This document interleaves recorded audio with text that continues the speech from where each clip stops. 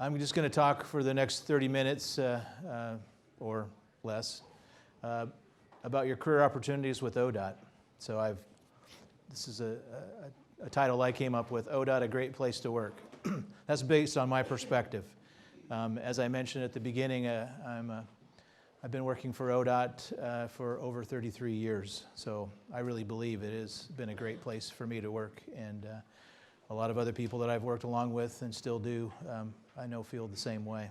There's a lot of long-term employees within our agency. And over the years, just talking with them, here's some of the reasons why they stay with ODOT. There's been a very good work-life balance. There's opportunities to still go home at night, spend time with your kids. I mean, there are peaks where, boy, you're working a lot of overtime and maybe some weekends too, but there is that balance there. And over the years, I've talked to several people that have left ODOT and have come back, and that was one of the big reasons, is that they want to see their family again. So it's a good place that way. It's very stable. You know, at times we, you know, through the economies, how they've gone up and down over the years, but we still have a job, we still have work to do, and we might have some administrative restrictions where we might not be able to travel out of state or, you know, reduce our training a little bit there, but we always make it through, and we always have our work to do. And Oregon is a great state to live in. It is a beautiful state. Just look outside today. And a lot of people are drawn to Oregon from that perspective, because we do have a really great state to live in. Pride in public service. It doesn't take too many years working for the agency to really develop that you're making a difference in people's communities and sometimes in their personal lives, just by how we develop our projects, or we're fixing something that's there. It's very important to them or unique just to that community. So that's there. We have a wide variety of work to work on. A lot of it, all of it's challenging, but a lot of it's interesting, and the people that we work with as well become kind of the ODOT family, and we're really stressing the one ODOT. That's really, to me, has been here for so many years. I've been on crews even as large as 30-some people, and boy, we really had a lot of fun together, and we worked hard, but we also did things outside of work at times, and there's, I think, ways to do that now, but it didn't seem like there was as many policies back then to do that type of thing. But there's still good camaraderie, and you know, there's really good people here at ODOT, very bright, and I got a room full of them right here, brand new to ODOT. And opportunities, and that's kind of what I'm going to be talking about as we go through some of these slides. Is there is lots of opportunities within this agency, and especially in the place that we're at. To learn, I was able to study and pass my licensure, you know, for surveying and engineering within the agency. They supported me through that, or whatever your discipline area is. There is support within the agency for you to pursue further training and so on. So it's just been a good place. One of the main things is we are an owner-operator of a very large multimodal transportation system. So we're the owner. So it's not like we come in and do a project and then move on to some other owner. We are the ones that live with it. We operate, you know, from planning all the way through maintenance, our system. And when you work here long enough, you start understanding how everything works, and that helps make you a better technical or design staff person when you understand the whole life cycle and why we do what we do.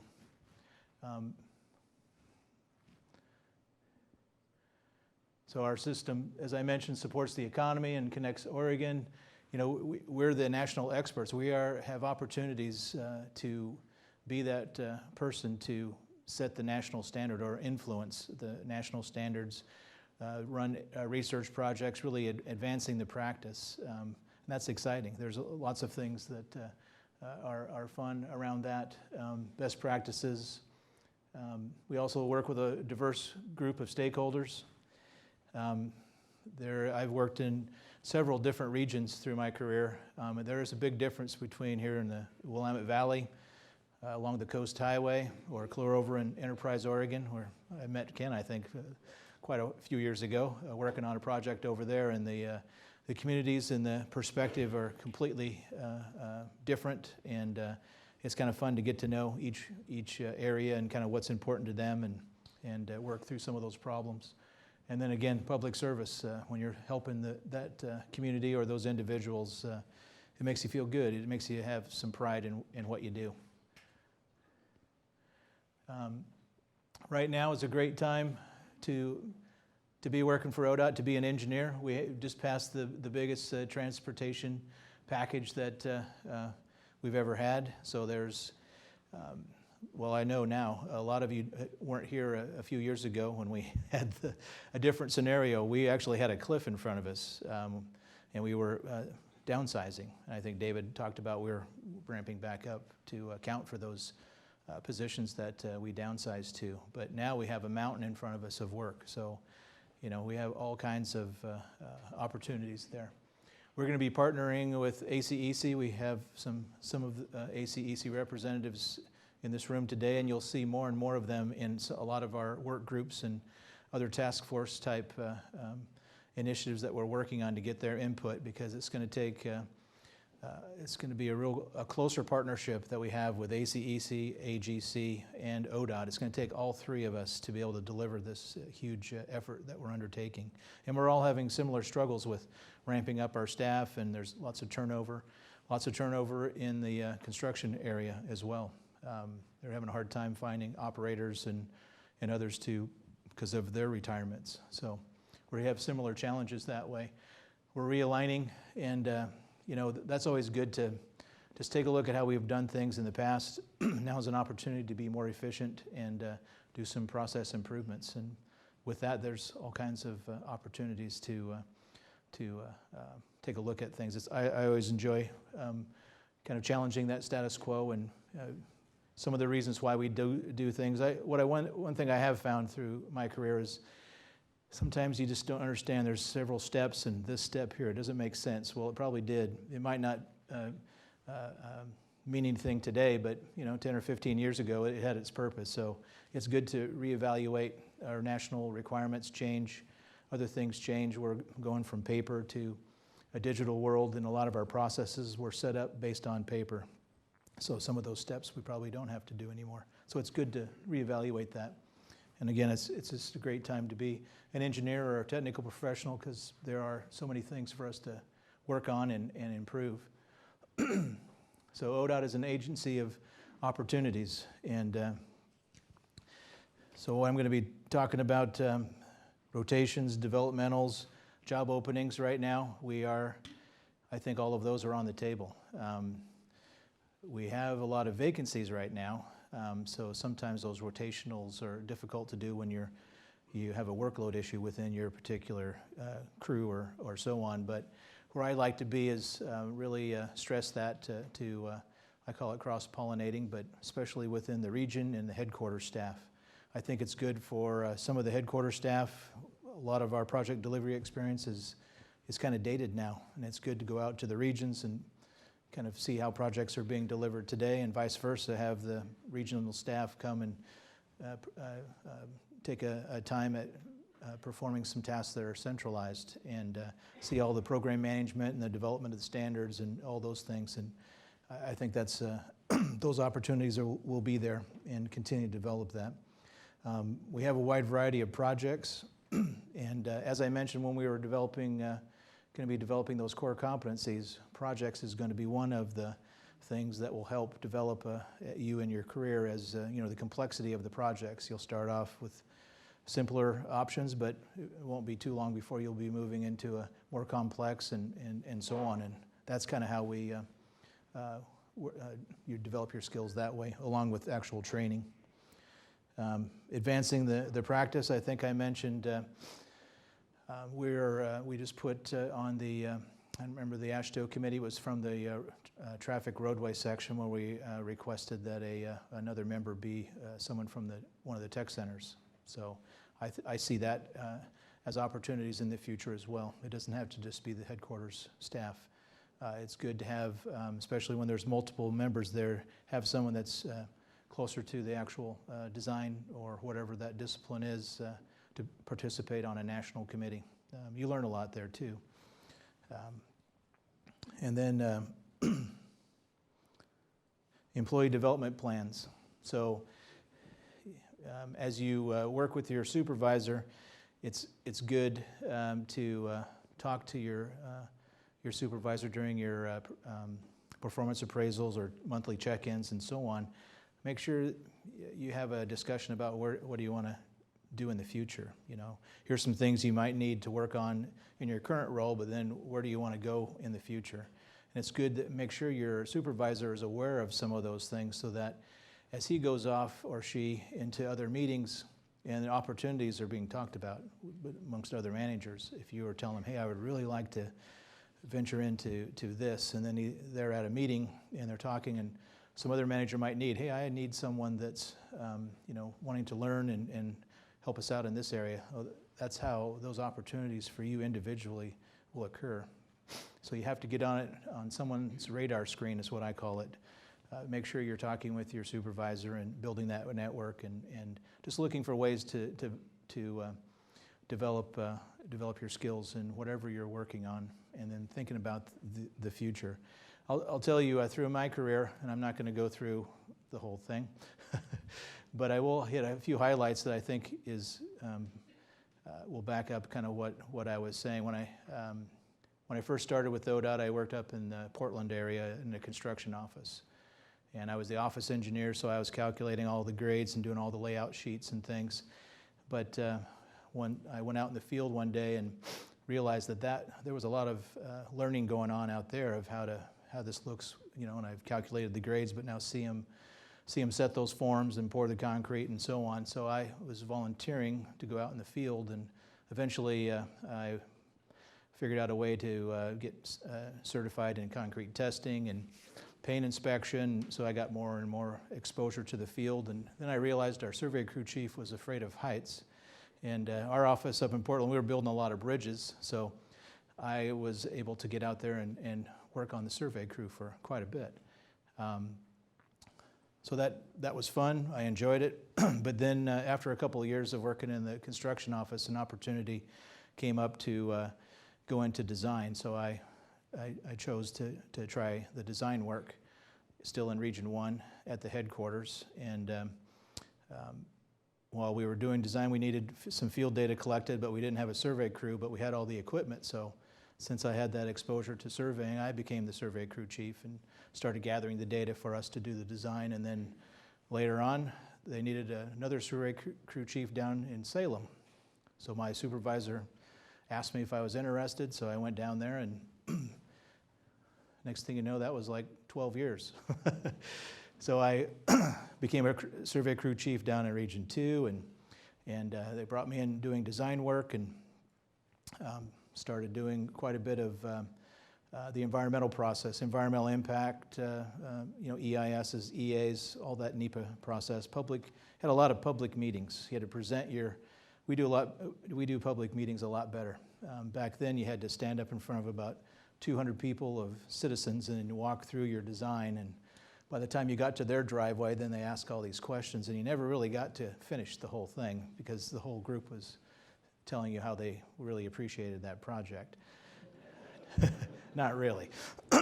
But I didn't really, at the time, public speaking was not something I was very experienced at, and I found myself volunteering for a lot of that just because that was a skill that I needed to do, even though I didn't really care for it. And but I did, and a couple of promotions went through, and then I found myself working as a senior designer, and volunteered to work on a couple of initiatives. I was on some statewide teams and kind of got exposure that way. And during that time, I also decided to get my professional licenses then. So I became registered, and even more doors opened up for me, and I ended up becoming a a PE2 today, but it was a TE3 back then, and got more involved in process improvements, and those were just all voluntary requests from other people, and since I was at that level, I was the likely candidate to go and represent the roadway section. That's where I started. But then an interim manager position came open, and I agreed to do that, and kind of made my way up to roadway unit manager eventually, and then the Region 2 Tech Center manager, and then I was asked to, and during that time I was also an interim project delivery manager. Region 1 and 2 have that position, and an area manager for a small time. So I agreed to do those things just to get that experience, and each time I took a new role on, that helped my overall perspective of how the project delivery process worked, and I always relied on that experience. And then I landed an opportunity to be the contract administration engineer in the construction section, and I did that for 7 years, and really learned construction at a different level, because I was at a different level, and settling claims and solving constructability issues out there with the contractors and the PMs and so on. And from that is where I ended up here today as the chief engineer a year ago.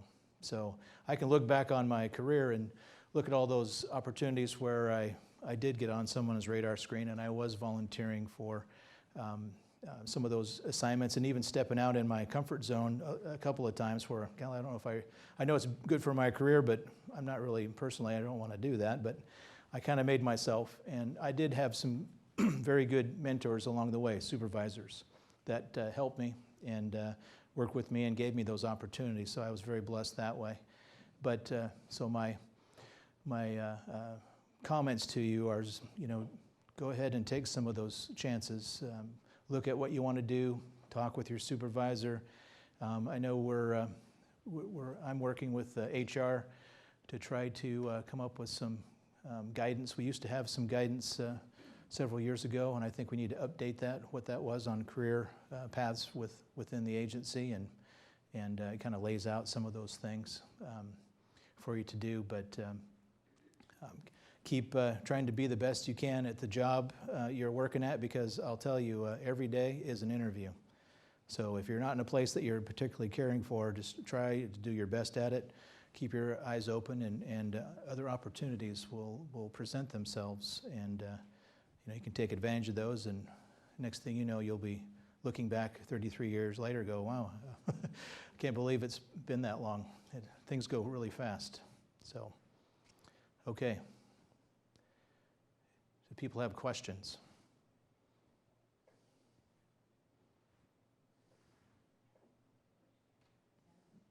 Or you're still settling your food? Low energy as far as questions. Yeah. I have the microphone for you to ask the questions. Okay. Yes. Susan. Yeah. That's great. A great idea. That, yeah, informational interviews. Sometimes, if you're not sure if you're going to be interested in a different discipline or section, it's always available to you to call up the other manager and of that unit or lead worker there, and schedule a time to sit down and chat with them and ask them questions about that discipline, and just to see if you're interested.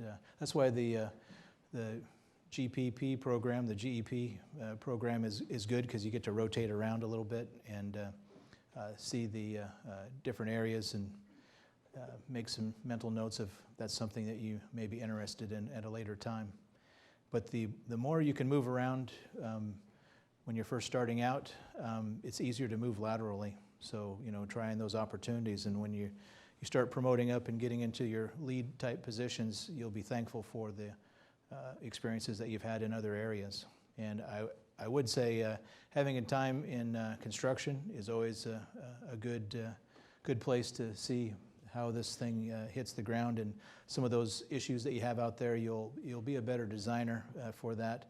But also it'll help, even if you're not an actual designer, but you're right away or whatever your discipline is. It's always good experience to have along with your maintenance districts. Boy, those guys and gals have all the information you need to know. They live with what we deliver to them. And they'll tell you where all the problem areas are, all the things that they would like fixed, or issues that they have that you may not see out there. I was talking at lunch, we had a project that we were delivering, and we thought it was, well, we had a landscape island out there, and we put a pad in for their vehicles to park so they could take care of the landscaping. And we were looking at the illumination, and so the maintenance person said, well, how tall are these luminaire poles out there? And we told them, and he says, well, how am I supposed to change that light bulb?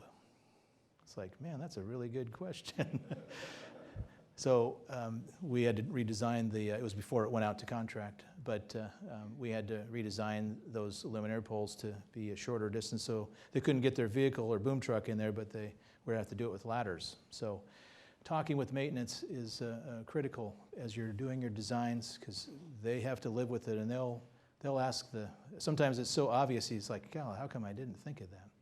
But anyway, so those two disciplinaries is good to consider in your career to at least talk to and get a little exposure, because that will help you down the road.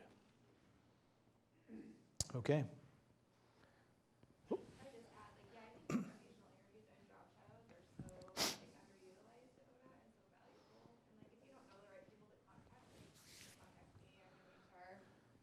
Please Maybe don't make me use that. Why don't you say who you are again? I was just saying, so I'm in HR. My name is Jill Larson. I'm the special programs coordinator, but I always encourage job shadows and informational interviews. And I'm always so pleasantly surprised at how willing people are and actually excited to show other people what they have to do. I always think they're going to be like, oh, I'm too busy, but I've never gotten that from anybody. And I think even managers, the person that's wanting to go off and do the job shadow would be super impressed to say oh, this person wants to understand construction as a traffic designer or something like that, Right. And yeah, so if you don't know who to talk to, you can just shoot me an email and I can help arrange that as well. Yeah. Thank you.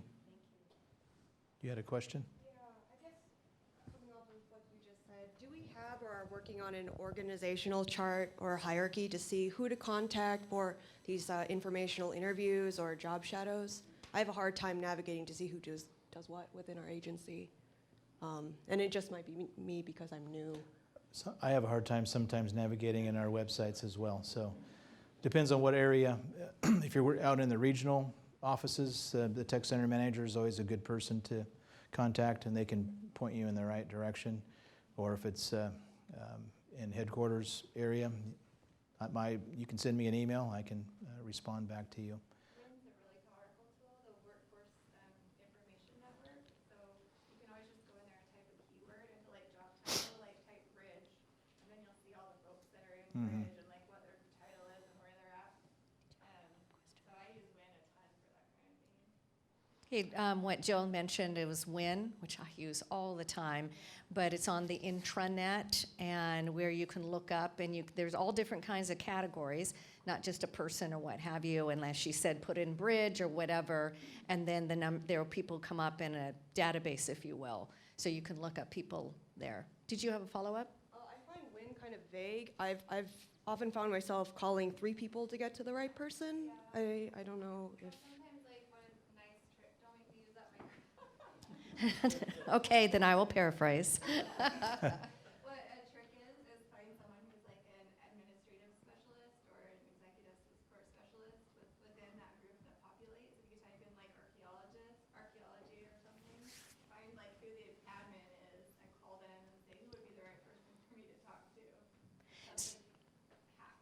So the paraphrase is to find the admin assistant, or the executive support person, and that person will probably pop up. Contact them, because they pretty much are the nerve center. They know what's going on in their area, so feel free to contact them as well. And I think at least all the people that are presenting here, they have contact information. I know when we get into the discipline presentations, they're going to have contact information for that, for the headquarters people. So, okay. Any other questions? All Thank you.